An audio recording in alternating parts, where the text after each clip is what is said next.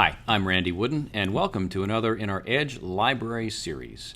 This is part 4 of networking and how to do it. Now, we're at the point where we've talked to one of our first level people. They've given us the name of John Doe, and John Doe has given us someone else, and so we're on down that path. But now let's say I want to go back to my original contact or to John Doe or any of these people.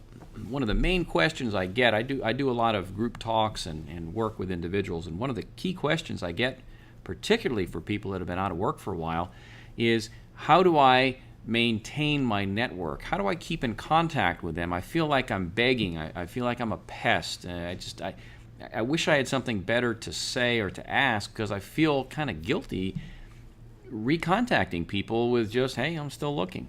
And I wish there were a better way to go about that. And so there's never a perfect way, and I don't mean to imply that this is a perfect way that I'm about to share with you, but it has been a bit more effective. And if it does nothing more than make you feel better about yourself conducting a job hunt, then at least then it's served that purpose.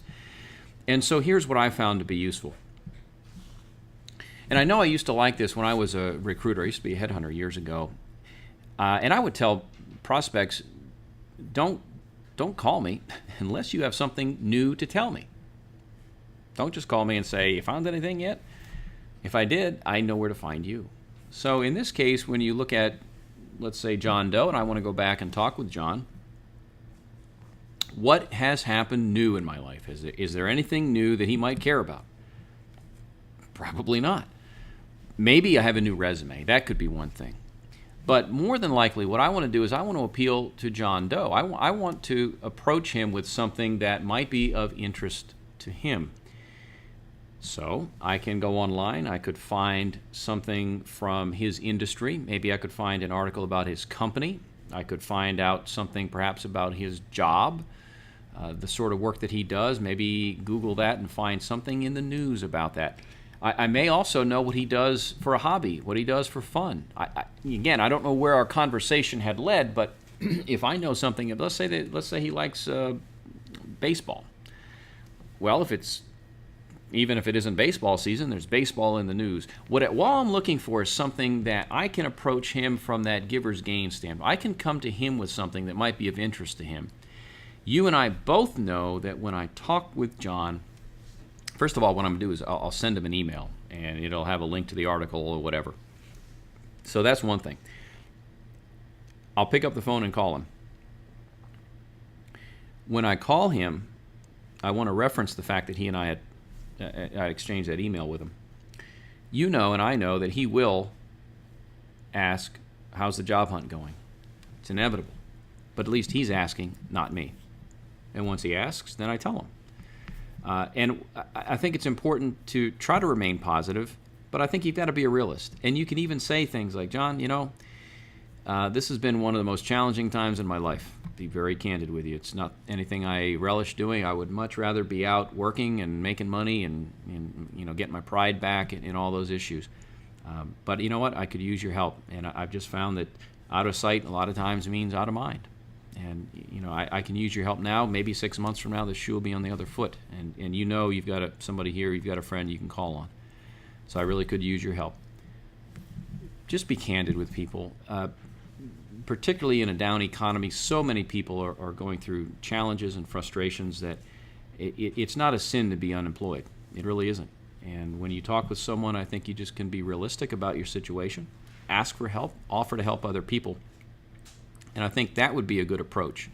So look, again, just to summarize, you want to look for something that will be of interest to this individual. If it's not something about your resume and just trying to get feedback, and even that's a little cheesy, to be very candid about it. Yeah, you can say I have a new resume and I wanted your opinion on it, but you know what? I just don't even like that approach. I would rather approach him with something that I saw in the news that caught my eye, that is relevant to him, to his company, to his job, or to his family, or his hobbies, his activities.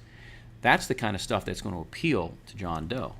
Looking at your resume and trying to find a typo is not going to appeal to him, and it's going to be work for him, and he'll do it because he's a friend, but you've got other people that you can rely on for that. So I'm not sure I would go that distance with him as a connection. There may be some other approaches, and I've had other clients use a variety of things. One is to invite somebody out, take them out to lunch. I mean, if I'm buying lunch for you, I've got your attention for a while. And actually, while I'm on that subject, it's oftentimes better to get together for coffee or some sort of breakfast in the morning as opposed to lunch. Quickly, the reason for that, we know the day starts at a certain time. So we can plot our morning beforehand. The breakfast time is fine. Problem with a lunch date, any kind of a lunch meeting, is that by 10 o'clock I might go, wait a second, I can't get away. And suddenly lunch just doesn't happen that day, or it gets pushed back, or it gets cut very short, or there's a meeting that's come up, or something's happened.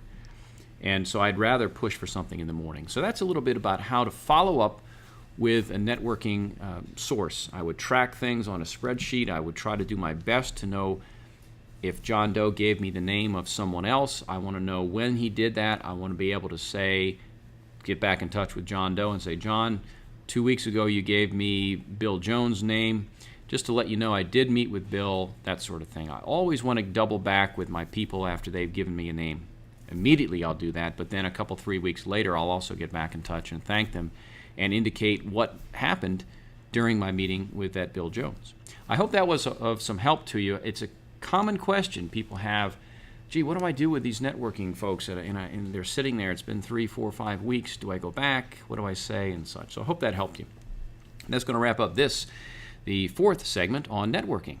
This is Randy Wooden, and you've been watching our Edge Library series.